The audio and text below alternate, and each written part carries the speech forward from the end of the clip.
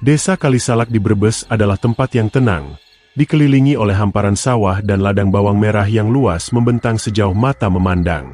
Angin semilir membawa aroma tanah basah dan daun bawang yang menyengat namun menenangkan. Di desa ini, para petani hidup sederhana, menggantungkan harapan mereka pada langit dan tanah. Tapi di antara ladang-ladang itu, ada satu yang selalu terlihat lebih subur, lebih hijau, dan lebih hidup dibanding yang lain, ladang milik Pak Walijan. Nama Pak Walijan tak asing di telinga siapapun di Kalisalak. Ia dikenal sebagai juragan bawang terkaya se-kecamatan. Rumahnya paling besar, berdinding keramik putih mengilap dengan pagar besi cor bermotif bunga, berdiri megah di tepi desa. Mobil kijang tua miliknya yang sudah dimodifikasi sering terlihat melintas dengan karung-karung bawang di bagian belakang. Tak ada yang tak kenal dia, dan tak ada pula yang berani terlalu dekat dengannya. Kalau kamu panen cuma 2 kuintal, Pak Walijan bisa 10 kuintal. Kalau kamu gagal panen, dia tetap berhasil jual ke pasar Brebes. Begitu kata orang-orang. Namun, kesuksesan itu datang dengan cerita-cerita yang dibisikkan, bukan diceritakan terang-terangan. Beberapa orang bilang, ladangnya disirami sesuatu yang bukan air biasa.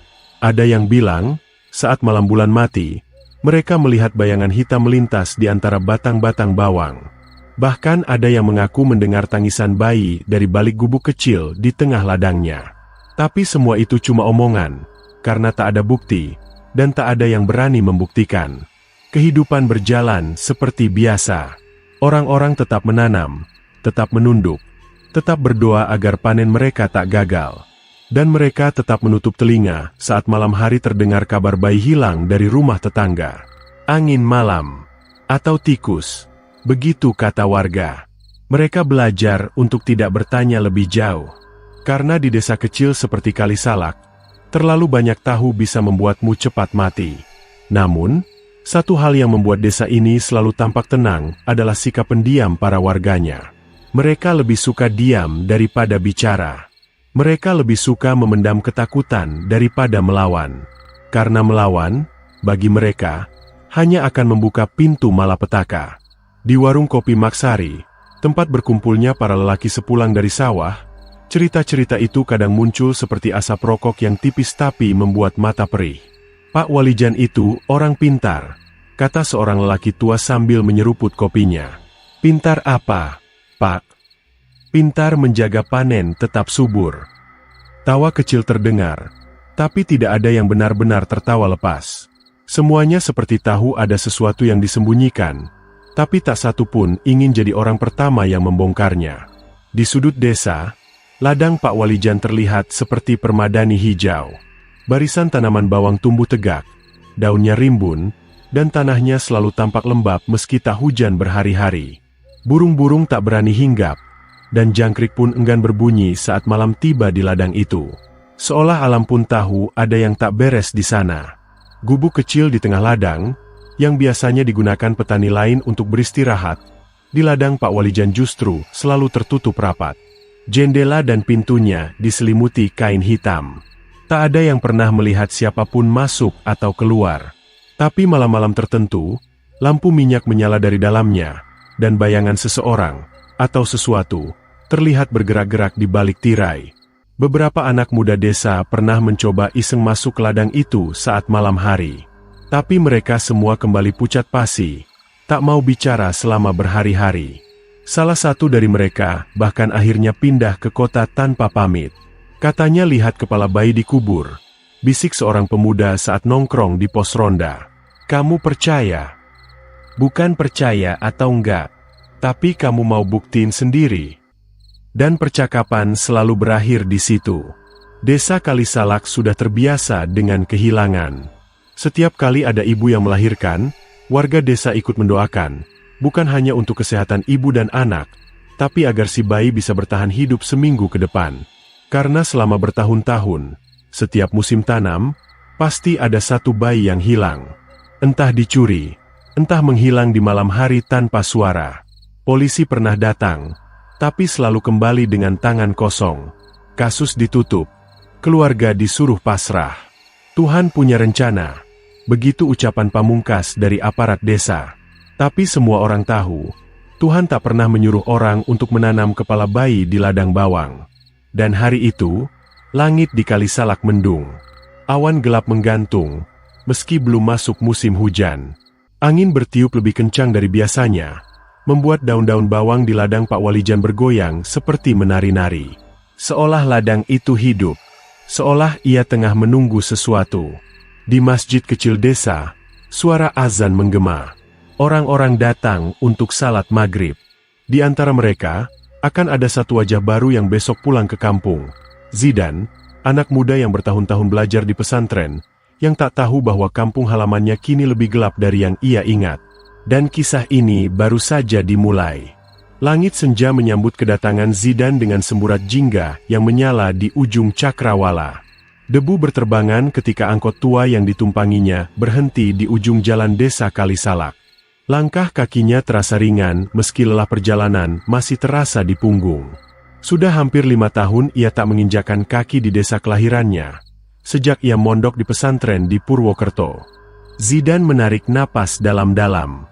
Udara desa tak banyak berubah. Masih lembab, masih terasa aroma bawang dari ladang-ladang sekitar. Namun ada sesuatu yang berbeda, sesuatu yang tak bisa ia jelaskan dengan kata-kata. Seperti udara yang lebih berat, atau mungkin suasana yang lebih sunyi. Zidan? Ya Allah, kamu pulang juga akhirnya. Teriak Makjum, ibunya, dari depan rumah panggung tua mereka. Wajahnya yang mulai keriput langsung dihiasi senyum lebar. Zidan tersenyum kecil, memeluk wanita yang telah membesarkannya sendirian sejak ayahnya wafat saat ia masih kelas 2 SD. Setelah mencuci kaki dan menaruh tasnya, Zidan duduk di beranda sambil menyeruput teh hangat buatan ibunya. Burung-burung pipit masih berkicau dari pepohonan, namun entah kenapa, suasana desa terasa lebih sepi dari yang ia ingat. Tak ada suara anak-anak bermain di sore hari. Tak terdengar suara gamelan latihan reog seperti dulu. Hanya desir angin dan suara ayam dari kejauhan. Desa ini jadi lebih sepi ya, Mak? Tanya Zidan pelan. Makjum menghela napas. Tatapannya menerawang ke arah ladang-ladang jauh di ujung jalan. Banyak yang pindah, dan ada yang cari kerja ke kota. Ada juga yang, ya, capek hidup di sini. Capek kenapa? Makjum diam. Tangannya memainkan ujung selendang yang menutup sebagian rambutnya. Nanti aja. Kamu istirahat dulu. Malam Jumat ini kita tahlilan. Anaknya Sarto baru saja meninggal. Zidan menoleh cepat. Sarto? Teman mainku dulu. Iya. Anaknya baru lahir 3 hari. Tiba-tiba hilang malam tadi. Ditemukan udah nggak bernyawa di pinggir sumur. Zidan terdiam. Perasaannya langsung tak enak. Ia mengenal Sarto sejak kecil. Mereka sering memancing bersama di sungai, bermain layang-layang, bahkan dulu sama-sama ngaji di surau sebelum akhirnya Zidan memutuskan mondok. Mendengar anak sahabatnya meninggal begitu tragis, membuat hatinya mencelos. Malam harinya, Zidan ikut tahlilan di rumah Sarto. Suasana rumah itu dipenuhi isak tangis. Istri Sarto tampak lunglai di pelukan ibunya. Matanya sembab, sementara Sarto sendiri duduk mematung di pojok ruangan, wajahnya kosong. Setelah acara selesai, Zidan duduk di serambi bersama Sarto yang masih diam seperti patung. Sart, aku turut berduka, tapi kenapa bisa sampai begitu? Sarto menoleh perlahan, matanya merah, suaranya lirih. Aku nggak tahu, dan bayiku ada di sebelahku malam itu. Tapi waktu aku bangun, dia udah nggak ada. Istriku tidur di kamar depan, jadi aku yang jagain. Gak ada suara, gak ada tanda apapun. Tahu-tahu, ada suara air dari arah sumur. Pas aku keluar, dia ada di situ. Udah gak bernyawa. Zidan menelan ludah. Kamu lapor polisi. Sarto mengangguk pelan. Datang, tapi cuma nanya-nanya. Terus pulang. Katanya nggak ada tanda-tanda kekerasan. Bayiku katanya tergelincir. Tergelincir gimana? Masa bayi bisa jalan sendiri? Sarto tak menjawab. Ia memejamkan mata, menahan amarah yang seperti hendak meledak. Dan, ini anak ketiga yang hilang dalam 2 bulan terakhir. Kamu pikir itu kebetulan? Zidane terdiam. Perasaannya semakin tidak enak. Semua yang dulu ia anggap mitos, kini perlahan tampak nyata. Ia teringat cerita yang dulu sering dibisikkan diam-diam oleh tetua kampung, tentang pengorbanan, tentang tumbal, dan tentang ladang milik seseorang yang tak pernah gagal panen. Pak Walijan, gumam Zidane pelan, hampir tak terdengar. Sarto membuka matanya dan menatap Zidane tajam. Hati-hati ngomong, dan namanya gak boleh disebut sembarangan. Apalagi malam-malam begini. Tapi kamu curiga ke dia? Sarto tidak menjawab, tapi tatapannya cukup menjelaskan segalanya. Keesokan harinya, Zidane memutuskan berjalan-jalan keliling desa. Ia menyapa beberapa tetangga lama, namun banyak dari mereka hanya tersenyum kaku, seperti ragu menyambutnya. Beberapa rumah tampak kosong, beberapa lainnya terlihat tertutup rapat, bahkan di siang bolong. Ia melewati ladang Pak Walijan dari kejauhan. Dari balik semak, ia memperhatikan dengan seksama. Daun-daun bawang di ladang itu terlihat berbeda. Lebih hijau, lebih segar. Tapi yang paling aneh adalah suara, seperti detak jantung. Sangat pelan, tapi ritmis. Seolah ladang itu bernapas. Zidane menggeleng cepat, berusaha mengusir pikiran aneh itu. Saat ia hendak berjalan pergi, matanya menangkap sesuatu dari kejauhan. Sebuah gubuk kecil di tengah ladang. Jendelanya tertutup kain hitam. Seperti yang diceritakan orang-orang. Tapi kini, ia melihatnya sendiri. Nyata, gubuk itu tak seperti milik petani lain. Ada sesuatu yang gelap di sana. Seperti menyimpan rahasia besar. Zidane memutar tubuh dan segera kembali ke rumah. Dalam hatinya, ia tahu, apapun yang sedang terjadi di desa ini, ia tak bisa lagi tinggal diam. Ada yang harus ia lakukan. Dan semua akan dimulai dari ladang terkutuk itu. Malam Jumat tiba dengan suasana yang jauh dari biasa. Langit gelap legam tanpa bintang. Angin berhembus dingin menusuk, seolah membawa bisikan yang tak kasat mata. Desa Kalisalak yang biasanya sunyi saat malam, kini terasa seperti menyembunyikan sesuatu yang sedang mengintai. Zidane berdiri di serambi rumah, memandangi pohon pisang yang bergoyang liar di terpa angin. Sesekali ia mengerling ke arah ladang Pak Walijan dari kejauhan. Ada perasaan aneh di dadanya, semacam dorongan untuk mengetahui lebih jauh, tapi juga ketakutan yang sulit dijelaskan. "Mak," panggil Zidane.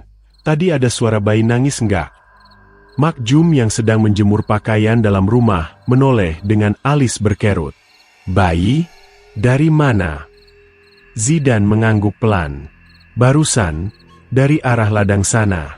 Tapi, kayak bukan tangisan biasa." Mak Jum menggigit bibir bawahnya. Ia meletakkan pakaian yang hendak dijemur lalu berjalan pelan ke arah Zidane. "Dan, kamu jangan terlalu banyak tanya.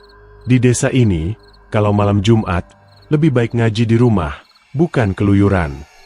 Zidane mengangguk, tapi pikirannya tak bisa lepas dari suara itu. Ia yakin apa yang ia dengar bukan hal biasa. Tangisan bayi, lirih, panjang, dan seperti berasal dari dalam tanah. Ia meneguk ludah. Malam pun larut. Ayat-ayat suci mengalun pelan dari speaker masjid. Suara Pak Haji Darsun yang memimpin tahlilan terdengar sayup. Namun di sela-sela bacaan itu, Zidane kembali mendengar suara itu. Kali ini lebih jelas, lebih dekat, tangisan bayi. Dan kali ini, terdengar dari balik jendela kamarnya. Zidane berdiri pelan, merapat ke jendela dan mengintip keluar. Cahaya bulan yang tertutup awan membuat segalanya samar. Tapi di balik pagar rumah, ia melihat sosok, seorang wanita berdiri mematung, mendekap sesuatu di pelukannya. Rambutnya panjang menjuntai, mengenakan daster lusuh. Tapi yang membuat bulu kuduk Zidane meremang adalah wajahnya tidak tampak, seperti hitam pekat, atau ditutupi bayangan aneh. Zidane mundur perlahan, jantungnya berdetak keras. Namun saat ia hendak memanggil ibunya, suara tangisan itu berhenti. Ketika ia kembali melongo ke jendela, wanita itu sudah tidak ada. Ia terdiam lama, lalu membuka kitab kecil yang selalu ia bawa sejak mondok. Dalam hati, ia membaca ayat-ayat perlindungan. Ketika ia menutup kitabnya, ia sudah tahu, malam ini bukan malam biasa. Ada sesuatu yang terjadi, dan ia merasa, seseorang akan menjadi korban lagi. Di ujung desa, rumah Pak Walijan tampak terang benderang. Lampu-lampu teras menyala, dan suara burung hantu dari pohon depan rumah terasa ganjil, bukan suara burung biasa. Di dalam rumah, Pak Walijan duduk bersila di ruang tengah yang penuh dengan dupa dan sesajen. Di hadapannya, seorang dukun tua berpakaian hitam sedang membaca mantra, bibirnya komat-kamit. Satu lagi, malam ini, agar panen depan bisa 3 kali lipat, bisik dukun itu. Pak Walijan mengangguk. Sudah kusiapkan. Anak dari rumah paling ujung, istri baru melahirkan 2 hari lalu. Rumahnya jauh dari tetangga. Dukun itu tersenyum samar. Cepat, tanah sudah haus. Di luar rumah, 2 pria berbadan kekar mengenakan jaket hitam menunggu dengan sepeda motor. Mereka adalah anak buah Pak Walijan, dikenal hanya dengan nama panggilan, Bara dan Unang. Mereka tak banyak bicara, tapi tangan mereka penuh darah.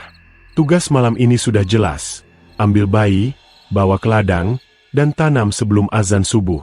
Sementara itu, Zidan tak bisa tidur. Ia gelisah. Hatinya seperti digerayangi rasa was-was yang tak kunjung reda. Ia duduk di atas sajadah, memandangi jam dinding yang berdetak pelan. Pukul 2 dini hari. Tiba-tiba, suara motor meraung dari kejauhan. Suara itu melintas cepat di jalan desa, mengarah ke barat, ke rumah-rumah pinggir kampung. Zidan segera berdiri dan mengintip dari celah jendela. 2 motor, 2 orang. Dan anehnya, mereka tidak menyalakan lampu. Hati Zidan mencelos. Ia merasa ini bukan hal biasa. Ia membuka lemari, mengambil jaket dan senter kecil, lalu keluar dari rumah pelan-pelan tanpa membangunkan ibunya. Ia berjalan cepat menyusuri jalan desa yang gelap. Senter di tangannya bergetar karena jari-jarinya dingin. Ketika sampai di jalan tanah dekat rumah Pak Endro, yang istrinya baru melahirkan, Zidan melihat sesuatu yang membuat darahnya membeku. Pintu rumah Pak Endro terbuka sedikit, dan di tanah dekat pagar, ada bekas jejak sepatu besar, mengarah ke ladang. Ya Allah, bisiknya. Zidan segera berlari.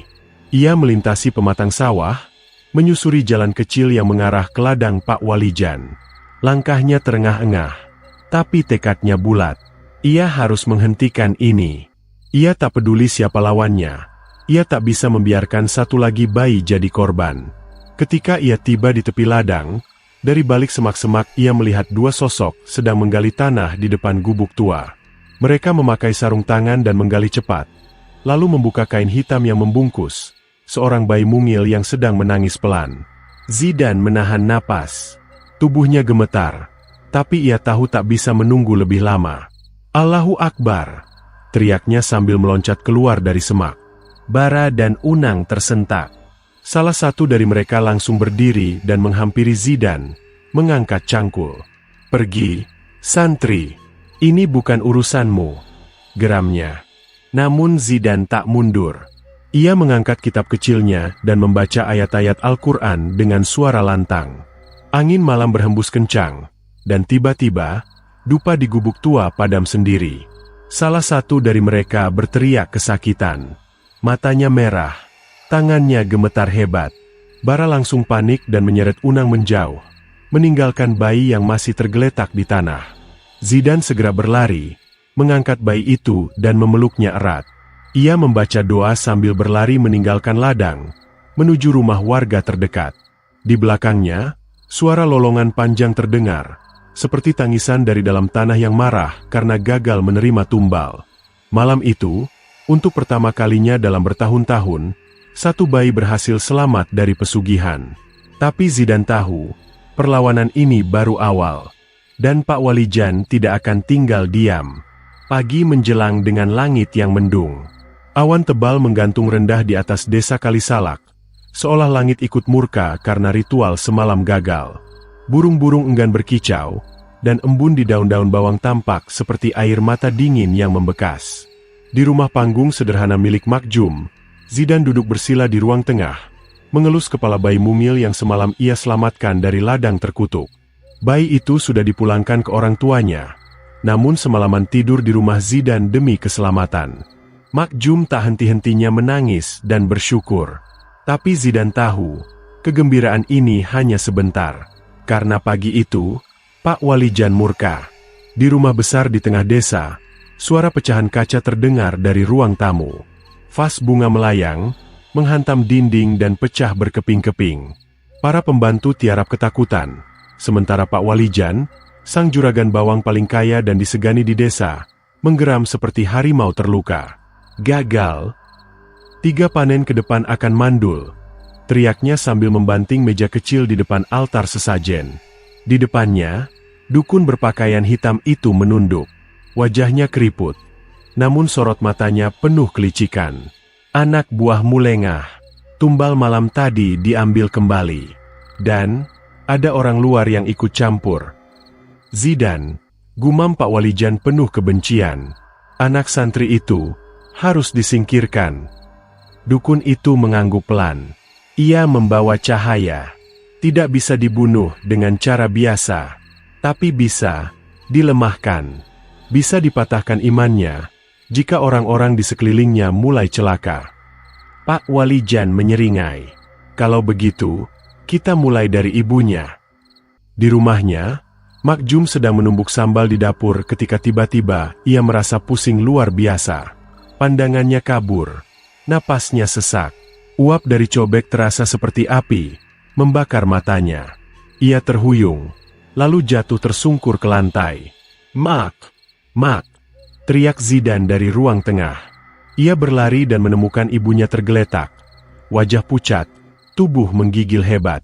Tanpa pikir panjang, ia menggendong ibunya dan membawanya ke rumah Pak Haji Darsun, tokoh agama tertua di desa yang juga dikenal bisa menangani gangguan gaib. Pak Haji yang sudah sepuh menyambut mereka dengan wajah prihatin. Setelah memeriksa dan meraba pergelangan tangan Mak Jum, ia menghela napas panjang. Ini bukan sakit biasa, dan ada kiriman. Tapi bukan santet biasa. Ini kiriman dari pesugihan yang haus darah. Zidan menunduk, hatinya terasa tertusuk. Ia menggenggam tangan ibunya yang dingin. Apa masih bisa disembuhkan, Pak Haji? Pak Haji Darsun menatapnya serius. Bisa, tapi kamu harus bersiap. Yang kamu hadapi bukan manusia biasa. Kau sudah ganggu perjanjian mereka. Sekarang, mereka balas. Hari itu, kabar tentang serangan gaib terhadap Mak Jum menyebar cepat. Banyak warga mulai bergunjing. Sebagian bersyukur bayi itu selamat, tapi sebagian lain ketakutan. Mereka mulai menghindari Zidan. Bahkan, beberapa pemuda mendatangi rumahnya malam-malam sambil membawa obor. Kami ngerti kamu niatnya baik, dan kata salah satu dari mereka, tapi karena kamu ganggu urusan juragan, sekarang satu kampung kena getahnya. Kami mohon, kamu pergi dulu, supaya suasana reda. Zidan menatap mereka dengan mata berkaca-kaca. Kalian tahu siapa yang ambil anak-anak kita, tapi kalian malah marah ke aku. Kami gak kuat kalau harus lawan Pak Walijan. Dia bukan orang sembarangan, dan banyak yang udah coba. Semua berakhir celaka. Zidan menghela napas panjang. Kalau semua diam, siapa yang bakal nyelamatin desa ini? Tak ada yang menjawab. Mereka pergi satu persatu, meninggalkan Zidan sendiri di gelapnya malam. Malam itu, Zidan duduk di musala kecil dekat rumah. Ia membaca surah Yasin pelan, memohon petunjuk dan perlindungan. Di sela-sela doanya, ia mendengar langkah kaki. Saat menoleh, ternyata Pak Haji Darsun berdiri di ambang pintu. Kamu masih punya keyakinan kuat, dan, ujar Pak Haji sembari duduk di sebelahnya. Itu yang bikin mereka takut. Tapi kamu juga perlu tahu, asal-usul pesugihan ini. Zidan menatapnya, menanti penjelasan. Dulu, sebelum kamu lahir, ladang tempat Pak Walijan tanam bawang sekarang adalah kuburan bayi. Ada wabah tahun 70-an. banyak anak kecil yang meninggal. Tapi waktu tanah itu dialihfungsikan, bukan semua jasad dipindah. Beberapa masih di dalam tanah. Zidan merinding. Pak Walijan dulu orang biasa. Tapi setelah istrinya meninggal karena tak bisa punya anak, dia mulai berubah. Ia datang ke gunung, cari kekuatan. Dan ia temukan pesugihan yang aneh, tumbal bayi. Semakin muda, semakin subur ladangnya. Tapi harus ditanam hidup-hidup, kepala lebih dulu. Zidan mengertakkan gigi. Itu iblis. Benar, angguk Pak Haji. Tapi iblis tak bisa bekerja sendiri. Ia butuh manusia yang tamak sebagai jembatan. Sekarang, kamu sudah tahu semuanya. Tapi perjuanganmu belum selesai. Lalu, apa langkahku selanjutnya? Pak Haji berdiri, wajahnya serius. Kamu harus ke ladang itu. Tapi bukan untuk melawan. Kamu harus kubur sesuatu di sana. Benda yang bisa memutus perjanjian iblis itu. Apa itu? Pak Haji menyodorkan benda kecil yang terbungkus kain putih. Ketika dibuka, Zidan melihat segenggam tanah dari makam ulama terdahulu, yang dipercaya membawa cahaya dan keberkahan. Tanam ini di tengah ladang, saat malam Jumat Kliwon, bersama doa-doa yang sudah kuajarkan. Tapi hati-hati, mereka akan tahu, dan mereka akan mencoba membunuhmu sebelum itu terjadi. Zidan menggenggam tanah itu erat. Matanya menatap gelapnya malam, tapi di dalam hatinya, cahaya perlahan menyala. Ia tak akan mundur, karena di balik darah yang telah tertumpah, di balik tangisan bayi yang tak bersalah, ada sebuah harapan untuk membebaskan desa ini dari cengkeraman iblis. Dan malam Jumat Kliwon tinggal 2 hari lagi. Malam Jumat Kliwon tiba. Suasana desa Kalisalak terasa lebih sunyi dari biasanya. Angin seolah berhenti bertiup. Kabut tipis menyelimuti ladang-ladang, seperti selendang gaib yang menutup pandangan manusia dari sesuatu yang tak seharusnya dilihat. Di tengah bayang-bayang malam, Zidan melangkah menyusuri jalan tanah menuju ladang milik Pak Walijan. Di dalam kantong bajunya tersimpan erat sebungkus tanah dari makam ulama terdahulu, tanah suci yang diyakini bisa memutus perjanjian antara manusia dan iblis. Di dalam hatinya berdebar, bukan karena takut, tapi karena kesadaran, malam ini adalah pertarungan hidup dan mati. Di kejauhan, samar-samar terlihat gubuk kecil tempat ritual pesugihan biasa dilakukan. Dupa menyala dengan api biru, asapnya melayang membentuk wajah-wajah aneh yang menangis dan tertawa bersamaan. Di sekeliling ladang, bayangan hitam seperti sosok manusia tanpa bentuk bergerak perlahan, seolah menanti mangsanya datang. Zidan berhenti sejenak, menarik napas dalam-dalam. Allahu Akbar, bisiknya, sebelum langkah masuk ke wilayah ladang terkutuk itu. Di sisi lain desa, Pak Walijan berdiri di beranda rumahnya, menatap langit malam yang keruh. Di belakangnya, sang dukun berpakaian serba hitam merapal mantra sambil mengikat boneka kecil dengan rambut manusia. Dia sedang menuju ke ladang, gumam si dukun. Dan malam ini, dia harus ditelan bumi. Pak Walijan mengangguk. Kirim penjagamu. Bunuh dia sebelum tanah itu menyentuh ladangku. Zidan terus berjalan, menapaki tanah ladang yang basah. Setiap langkah terasa berat, seperti ada tangan-tangan tak terlihat yang berusaha menariknya ke bawah. Kabut makin pekat. Suara bayi menangis samar terdengar dari segala arah, tapi tidak ada satupun bayi di sana. Tiba-tiba, dari balik pohon pisang di tepi ladang, muncul 3 sosok berjubah hitam dengan wajah tertutup. Mata mereka merah menyala, tangan mereka membawa sabit dan pisau panjang. Mereka tak bersuara, hanya melayang pelan mendekati Zidan. Zidan berhenti, tangannya gemetar, tapi ia ingat pesan Pak Haji Darsun, jangan lawan mereka dengan fisik, lawan dengan cahaya hatimu. Zidan merogoh saku dan mengeluarkan kitab kecil yang selalu ia bawa. Dengan suara lantang, ia mulai membaca ayat kursi dan surat Yasin. Ketiga sosok itu mengerang keras. Tubuh mereka mulai menghitam dan meleleh seperti lilin dibakar. Tapi satu dari mereka melompat cepat ke arah Zidan. Zidan berteriak, menunduk, dan mengayunkan senter kecil di tangannya. Tanpa sengaja, cahaya senter itu mengenai mata sosok tersebut. dan makhluk itu terbakar seketika, menjerit sampai menghilang dalam asap hitam. Zidane tersungkur, napasnya terengah. Tapi ladang sudah di depan mata. Di tengah-tengah ladang, tempat yang paling subur dan gelap, ada lubang yang masih basah, tempat tumbal terakhir ditanam. Ia menggali dengan tangan kosong. Tanahnya lengket seperti lumpur berdarah. Ketika lubang cukup dalam, Zidane membuka bungkus kain putih, menggenggam tanah dari makam ulama, dan menanamnya sambil membaca doa-doa panjang dari dalam hati. Ya Allah, putuskan ikatan mereka. Lindungi anak-anak desa ini. Hancurkan kekuatan setan yang bercokol di tanah ini. Ketika tanah itu bersentuhan dengan ladang, bumi tiba-tiba bergetar. Suara lolongan panjang terdengar dari bawah tanah, seperti ribuan makhluk berteriak kesakitan.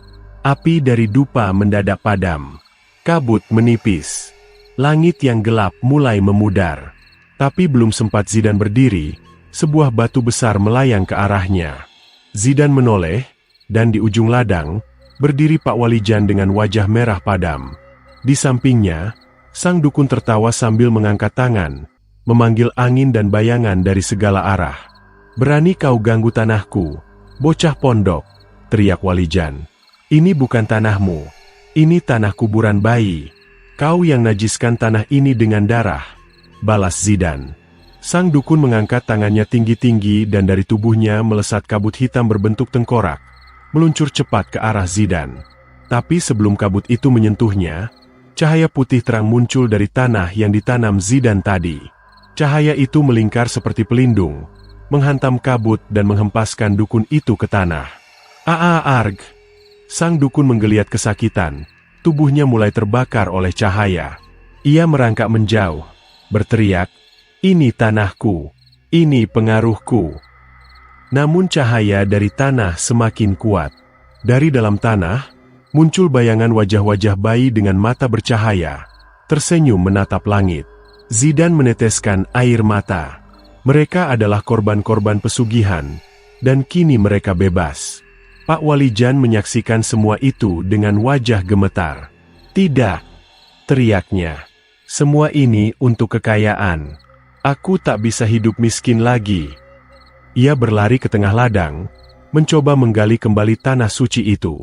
Tapi sebelum tangannya menyentuhnya, dari dalam tanah menyembur tangan-tangan kecil bayi yang mencengkeram tubuhnya. Puluhan, ratusan, menggenggam kuat dan menarik tubuhnya ke dalam. Pak Walijan berteriak panik. Ampun, ampun, aku salah, aku. Teriakannya terputus.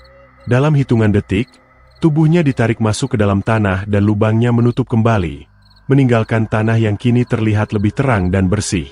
Sang dukun yang sekarat menyeret tubuhnya menjauh, tapi cahaya dari tanah menyentuh kakinya dan tubuhnya terbakar habis. Tak bersisa. Malam itu, ladang darah menjadi ladang suci. Zidane pulang dengan tubuh lelah tapi hati lega. Desa Kalisalak tak lagi dihantui oleh aroma kematian. Bayi-bayi kembali bisa tidur tenang. Dan warga, perlahan-lahan, mulai menyadari bahwa keberanian dan iman Zidane telah menyelamatkan mereka dari kutukan turun-temurun. Namun bagi Zidane, perjuangan belum sepenuhnya selesai. Karena ia tahu, masih ada desa-desa lain, masih ada juragan-juragan lain, yang mungkin menjual jiwa demi harta. Dan ia bersumpah, akan terus melawan. Sudah seminggu sejak malam Jumat Kliwon yang mencekam itu berlalu. Ladang Pak Walijan kini ditinggalkan. Tanahnya yang dulu subur dan gelap, kini tampak gersang, seperti kehilangan nyawanya. Tak ada lagi asap dupa, tak ada lagi tangis bayi dari bawah tanah. Tapi desa Kalisalak belum benar-benar pulih. Meski pesugihan sudah dihentikan, sesuatu masih tertinggal di desa itu.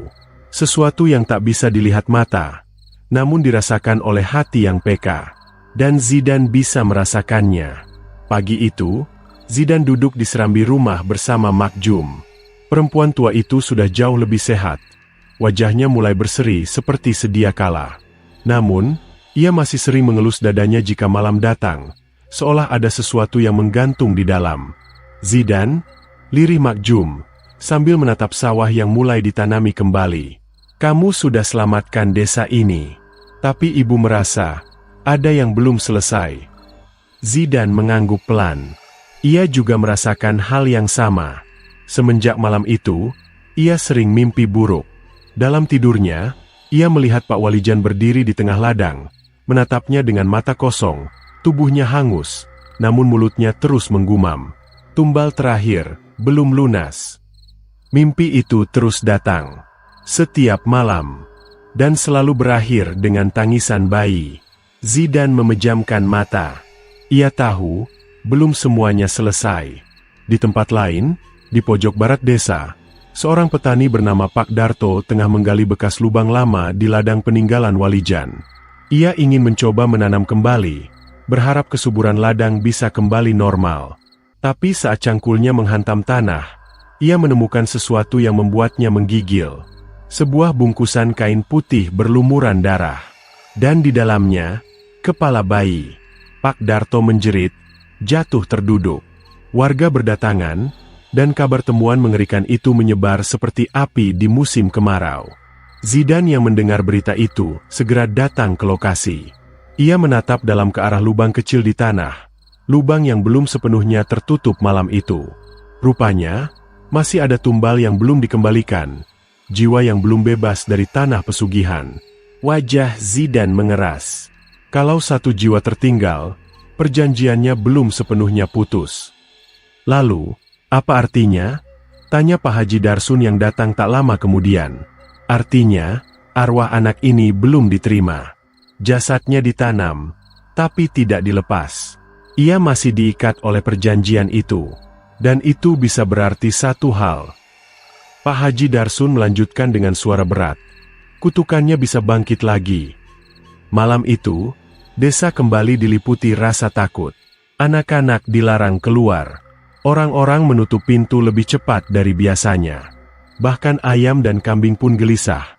Mereka menolak makan, beberapa mati mendadak. Zidan duduk sendirian di musala. Di hadapannya, kitab dan sebotol air doa. Ia memejamkan mata, mencoba menyelami apa yang belum ia selesaikan. Dalam doanya, ia kembali melihat wajah Pak Walijan. Tapi kali ini bukan dengan kemarahan. Wajah itu pucat, murung, dan menangis. Tiba-tiba, suara lirih muncul dalam pikirannya. Suara yang bukan berasal dari dalam musala, tapi seperti bisikan langsung ke jiwa. Anakku.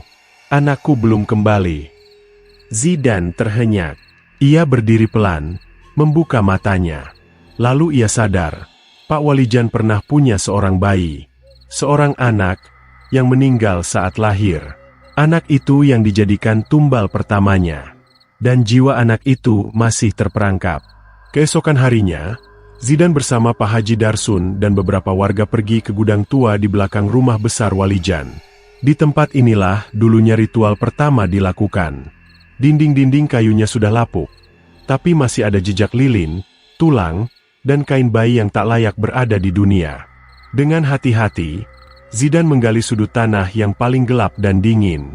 Setelah beberapa kali cangkul, ia menemukan peti kecil yang dibungkus kain kafan lusuh. Ketika dibuka, di dalamnya ada kerangka bayi lengkap, dan di bagian dalam peti tertulis dengan darah kering. Tumbalku, anakku, kekayaanku. Zidan menggigit bibir. Matanya berkaca-kaca. Bahkan darah dagingnya sendiri pun ia korbankan. Pak Haji Darsun menutup mata dan berdoa panjang. Setelah itu, ia memberi isyarat pada Zidan. Kita harus kuburkan anak ini dengan layak. Mandikan, kafani ulang, dan makamkan di tanah suci. Baru perjanjian itu benar-benar putus.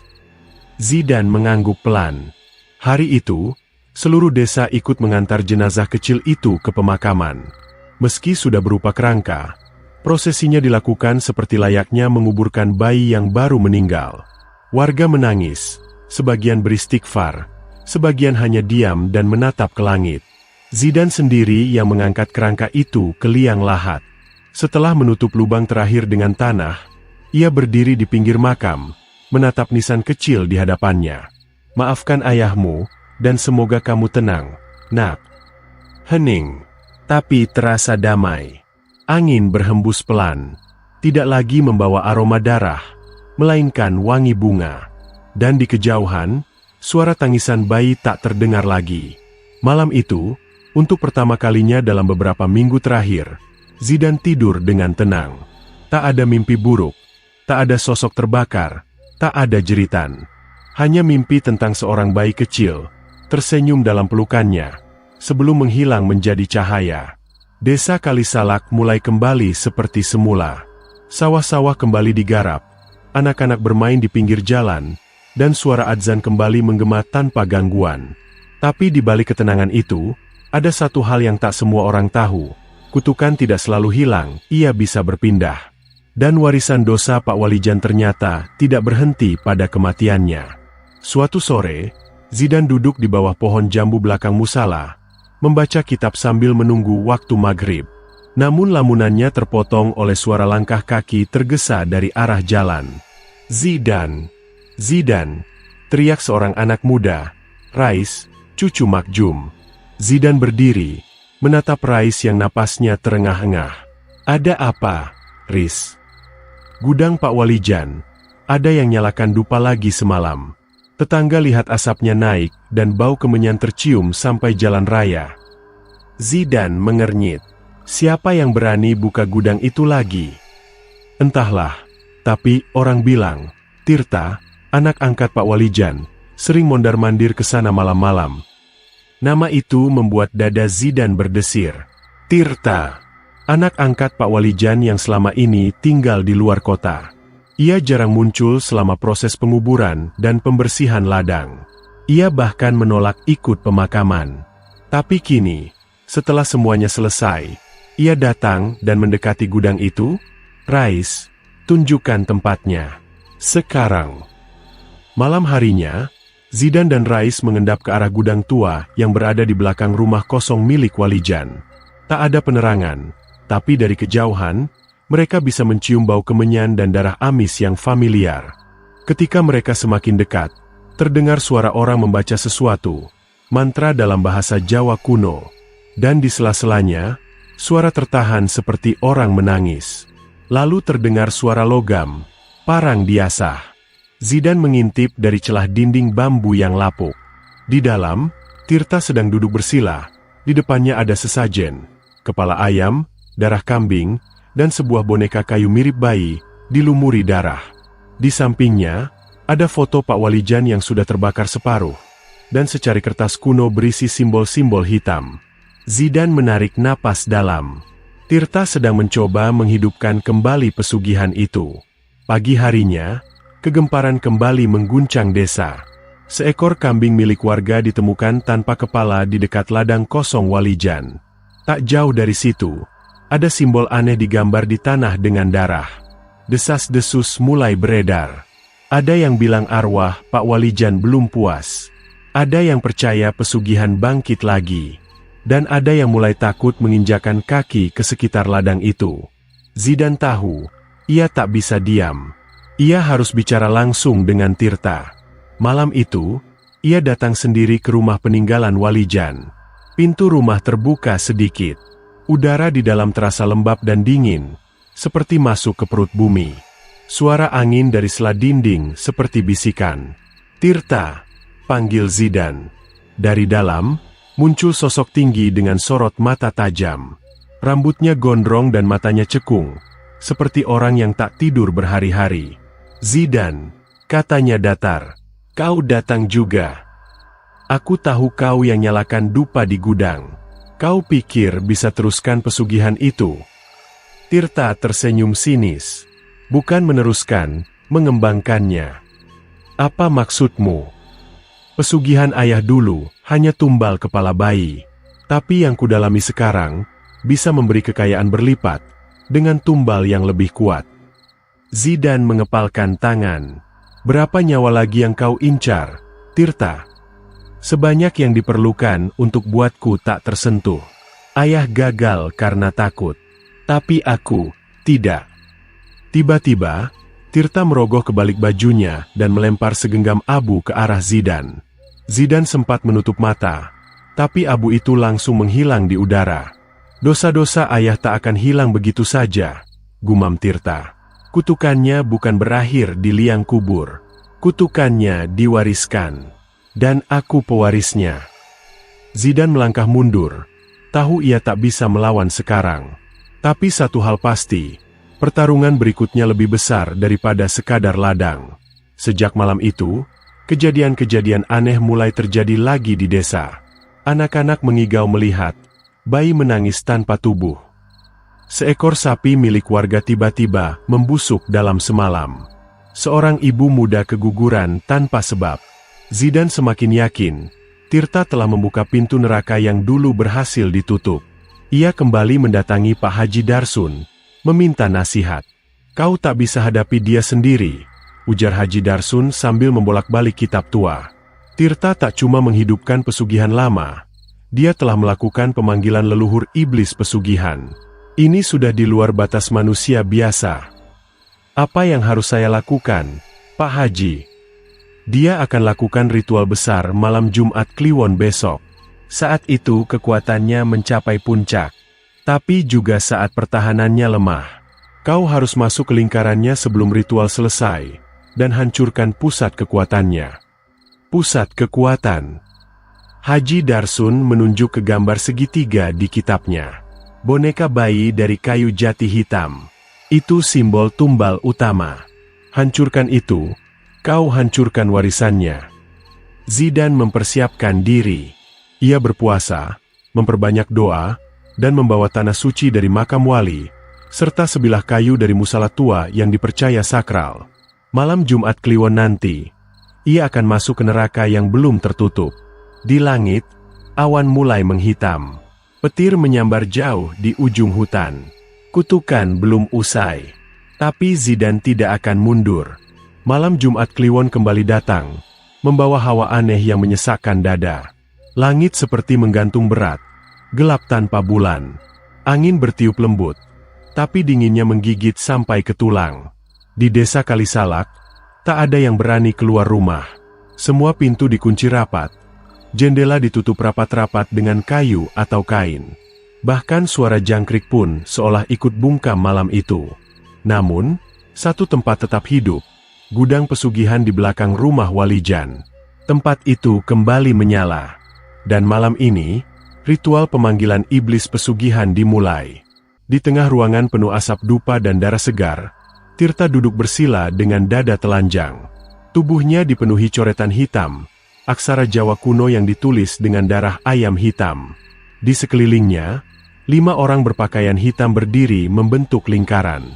Wajah mereka ditutup kain merah, hanya mata yang terlihat, memancarkan fanatisme gila.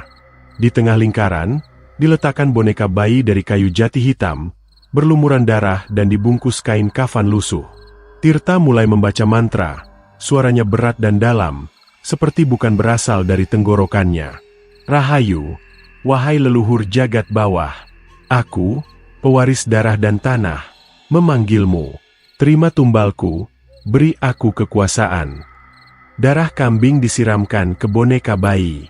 Lilin-lilin mulai menyala sendiri. Lantai tanah bergemuruh pelan. Dari atap yang terbuka, seberkas cahaya hitam turun, bukan terang, tapi kegelapan yang membentuk pusaran. Satu demi satu, sosok-sosok tak berwajah mulai muncul di dalam bayangan. Tinggi, kurus, dan bersayap seperti kelelawar. Mereka tak bersuara, tapi hadirnya membuat udara menjadi berat dan panas. Ritual telah dimulai. Dan Zidane, yang menyelinap masuk melalui semak di belakang rumah, menyaksikan semua itu dengan dada berdegup kencang.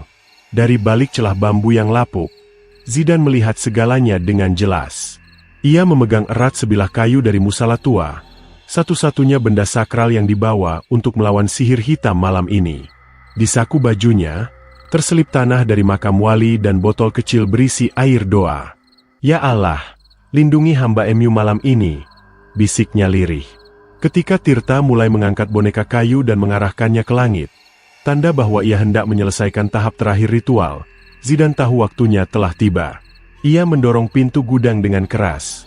Brak! Semua mata langsung tertuju padanya. Tirta menoleh cepat. Wajahnya seolah meleleh oleh marah dan kaget. "Zidane!" Para pengikutnya bergerak. hendak menyerang. Tapi Zidane lebih cepat. Ia melemparkan botol air doa ke tengah lingkaran. Begitu botol itu pecah di tanah, asap putih mengepul dan lingkaran mantra terbuka. Tirta berteriak, "Jangan hancurkan bonekanya." Tapi Zidane sudah melompat ke tengah, mengambil boneka bayi dari altar darah. Panasnya menyengat, seperti bara hidup, tapi ia tak melepaskannya. Dari belakang, seorang pria bertopeng mengayunkan golok. Zidane menghindar tipis, lalu membalas dengan hantaman kayu suci ke dada pria itu, langsung roboh seperti pohon kena petir. Dua orang lagi maju, tapi Zidane seperti diberi kekuatan dari tempat tinggi. Setiap kali ia mengayunkan kayu itu, tubuh mereka terpental dan tersungkur. Kini hanya tinggal Tirta. Ia berdiri, matanya berubah merah darah, dan dari mulutnya keluar tawa rendah yang tak manusiawi. "Kalau kau pikir bisa hentikan ini, Zidane, kau salah." Tiba-tiba tanah bergetar hebat. Dari lantai muncul retakan, dan dari dalamnya, keluar tangan besar hitam, berkuku panjang, mencengkram sisi gudang. Sosok raksasa seperti iblis, perlahan naik dari dalam tanah, dengan wajah berlapis banyak mulut dan mata merah menyala. Zidane mundur. "Astagfirullah." Tirta tertawa keras. "Itulah dia, iblis pesugihan tertua dari tanah Brebes. Sekali dia menerima tumbal malam ini, seluruh desa akan tunduk padaku." Tapi Zidane tak menyerah. Ia mencabut secarik doa yang dililitkan di pinggangnya, lalu membungkus boneka bayi itu dengan kain suci itu. "Kalau ini pusat kekuatannya, aku akan musnahkan sekarang." Ia meletakkan boneka di tanah dan mengangkat kayu musala tinggi-tinggi. Tepat saat iblis itu menggeram dan hendak menyambar, Zidane berteriak, "Dengan nama Allah yang Maha Perkasa, hancurlah kesepakatanmu dengan dunia kegelapan." Kayu itu menghantam boneka keras sekali. Kerak! Bunyi patahan menggema disertai kilatan cahaya putih dari tanah. Boneka itu pecah menjadi serpihan hitam dan terbakar sendiri. Seketika, iblis yang naik dari tanah mengerang keras. Tubuhnya mencair dan ambruk ke dalam tanah retak, seperti disedot oleh kekosongan. Para pengikut Tirta menjerit, tubuh mereka terbakar seperti kertas. Tirta sendiri jatuh terduduk, wajahnya berubah pucat, dan lambat laun, tubuhnya menghilang menjadi debu. Gudang itu runtuh, terbakar dari dalam oleh api tak kasat mata. Zidane melompat keluar detik terakhir, sebelum semuanya rata dengan tanah. Pagi harinya, warga Kalisalak keluar dari rumah mereka. Langit cerah, udara bersih, dan bau kemenyan menghilang. Tak ada lagi ladang gelap, tak ada suara bayi menangis, tak ada simbol darah. Hanya puing gudang tua yang hangus di ujung desa. Zidane duduk di tangga musala, wajahnya lelah tapi lega. Makjum datang membawa air hangat dan duduk di sampingnya. "Kamu selamat lagi, nak." Zidane tersenyum tipis. Kutukannya sudah benar-benar berakhir. "Mak, sudah tak ada warisan iblis di desa ini." Makjum mengangguk. "Alhamdulillah." Namun jauh di dalam tanah, sesuatu bergerak perlahan. Desa Kalisalak sudah kembali tenang. Ladang bawang milik Pak Walijan yang dulu penuh misteri kini telah lama terbengkalai, ditumbuhi rerumputan liar dan ilalang yang tinggi. Tidak ada lagi jejak-jejak pesugihan yang menghantui. Namun, di dalam hati Zidane, sebuah pertanyaan masih menggantung. Apa yang sebenarnya tersembunyi di dalam ladang itu? Malam itu, Zidane duduk termenung di bawah pohon beringin di depan musala. Desiran angin malam menyusup ke dalam tubuhnya. Namun rasa hangat dari secangkir teh yang dibawakan oleh Makjum mengusir dingin yang menusuk. Tapi pikirannya tetap berkutat pada satu hal, ladang terakhir. Setelah menghancurkan ritual dan mengusir iblis dari tanah, Zidane berharap semuanya akan selesai. Tapi ia tidak bisa menepis rasa tidak tenang yang terus menghantuinya. Ada sesuatu yang tidak beres dengan tanah itu. Sebuah kekuatan yang tidak bisa dihancurkan hanya dengan menghancurkan boneka kayu. Sebuah warisan yang jauh lebih tua dan lebih kuat dari yang pernah dibayangkan. "Mak," kata Zidane, memecah keheningan. "Ada satu hal yang belum selesai." Makjum menatapnya dengan tatapan penuh rasa penasaran. "Apa itu, nak?" Ladang Pak Walijan, ada sesuatu yang tertinggal di sana, jawab Zidan, suara tegas namun sedikit ragu. Ada rahasia yang belum terungkap. Mak Jum menarik napas panjang, seakan sudah lama menunggu pertanyaan itu. Kau benar, Nak. Sebenarnya, ladang itu bukan hanya sekedar ladang. Itu adalah sumber dari segalanya. Tempat pertama kali Pak Walijan membuat perjanjian dengan kekuatan hitam. Tanah itu ada kaitannya dengan leluhur yang sudah lama terpendam. Zidan merasa matanya menyipit. Apa maksud Mak Jum? Mak Jum menatap ladang di kejauhan, di bawah cahaya rembulan yang redup. Tanah itu adalah tempat terlarang. Tempat di mana Pak Walijan pertama kali mengikat perjanjian dengan iblis pesugihan. Namun yang lebih menakutkan, tanah itu adalah sumber kekuatan terakhir. Zidan tercengang. Maksudnya? Mak Jum menggigit bibirnya, tampak ragu. Beberapa tahun lalu, ada cerita yang beredar di desa. Konon, sebelum Pak Walijan mulai menjalankan pesugihannya, ia menggali sebuah lubang besar di tengah ladang. Di dalamnya ada sebuah batu hitam yang sangat besar, lebih besar dari batu biasa. Batu itu katanya adalah pintu. Pintu yang bisa menghubungkan dunia ini dengan dunia lain, dunia iblis. Zidan merasa jantungnya berdegup lebih cepat. Jadi, Pak Walijan tidak hanya berurusan dengan iblis pesugihan biasa. Mak Jum menggeleng pelan. Tidak. Ia membuka jalan yang lebih dalam, lebih gelap. Itulah kenapa ladang itu selalu menghasilkan bawang yang luar biasa, tumbuh subur dan cepat. Tapi ada harga yang harus dibayar. Selama ini, orang-orang desa tidak tahu. Mereka hanya melihat hasilnya, kekayaan dan kemakmuran, tapi tidak melihat sisi gelap yang tersembunyi di balik semua itu. Zidan mengernyitkan dahi. Jadi, apa yang harus kita lakukan? Masih ada satu hal lagi yang harus dilakukan, Nak, jawab Mak Jum dengan suara pelan. Kau harus menutup kembali pintu itu. Menutup jalan yang sudah dibuka. Jika tidak, kekuatan iblis itu akan terus mencari jalan untuk masuk ke dunia kita. Zidan merasakan berat beban yang mendalam. Tidak hanya menghancurkan pesugihan yang ada, tetapi juga menutup kembali sebuah pintu menuju dunia kegelapan. Keesokan harinya, Zidan menuju ladang yang dulu dimiliki oleh Pak Walijan. Pagi yang cerah, namun rasa cemas menyelimuti hati. Ladang itu seolah memanggilnya, meskipun ia tahu bahwa ia harus berhati-hati. Tanah di sana terasa dingin meski sinar matahari sudah menyentuhnya. Zidan menelusuri ladang dengan hati-hati, melangkah pelan-pelan ke arah pusat ladang yang dulu menjadi tempat pesugihan itu berkembang. Di tengah ladang, ia menemukan sebuah tanda yang mengarah ke bawah, sebuah retakan kecil di tanah yang hampir tidak terlihat. Zidan meraba tanah itu, dan di bawahnya, ia bisa merasakan sesuatu yang keras. Batu besar yang tersembunyi di dalam tanah, seperti yang diceritakan oleh Mak Jum. Tanpa ragu, Zidan mulai menggali dengan tangan kosong. Tanah terasa keras dan rapuh, tetapi akhirnya ia berhasil membuka sedikit demi sedikit. Semakin dalam ia menggali, semakin terasa hawa panas yang aneh, semakin kuat getaran tanah yang memancar dari dalamnya. Setelah beberapa waktu, ia berhasil menemukan sebuah batu hitam besar, ukurannya lebih besar dari tubuhnya sendiri. Batu itu terlihat mengkilap, dan di atasnya terdapat ukiran simbol-simbol kuno yang tidak bisa Zidan pahami. Di tengah batu itu, terdapat sebuah lubang berbentuk lingkaran, yang terlihat seperti pintu masuk ke sesuatu yang jauh lebih gelap. Zidan mundur beberapa langkah, merasa perasaan tak nyaman mulai merasuki tubuhnya. Ia tahu bahwa ini adalah sumber dari semua kekuatan yang telah merusak desa ini. Namun, Zidan tidak bisa mundur. Ia telah sampai sejauh ini. Ia menarik napas dalam-dalam dan berdoa, memohon kepada Allah agar diberi kekuatan untuk menutup pintu itu selamanya. Dengan penuh keberanian, Zidan meletakkan kayu dari musala tua di atas batu hitam itu dan mengucapkan doa.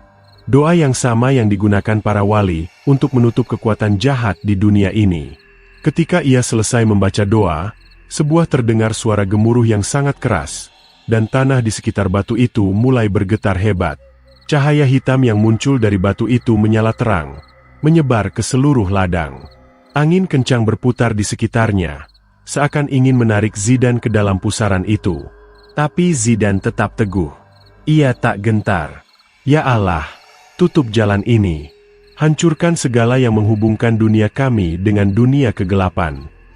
Tiba-tiba, tanah di bawah batu itu retak dan pintu hitam itu tertutup, disertai dengan gemuruh yang semakin surut. Cahaya hitam itu akhirnya padam, dan ladang itu kembali menjadi sunyi. Beberapa minggu kemudian, desa Kalisalak kembali pulih. Ladang bawang yang dulunya subur kini hanya tanah kosong. Tidak ada lagi bawang yang tumbuh di sana. Namun, ketenangan telah kembali. Tidak ada lagi kehadiran iblis. Tidak ada lagi pesugihan yang meracuni desa. Zidane berdiri di depan musala, menatap langit yang mulai cerah. Ia tahu, meskipun perjuangan itu telah berakhir, ia akan selalu waspada. Kekuatan kegelapan tidak pernah benar-benar pergi. Tetapi untuk kali ini, ia berhasil menutup pintu yang telah lama dibuka. Desa ini selamat.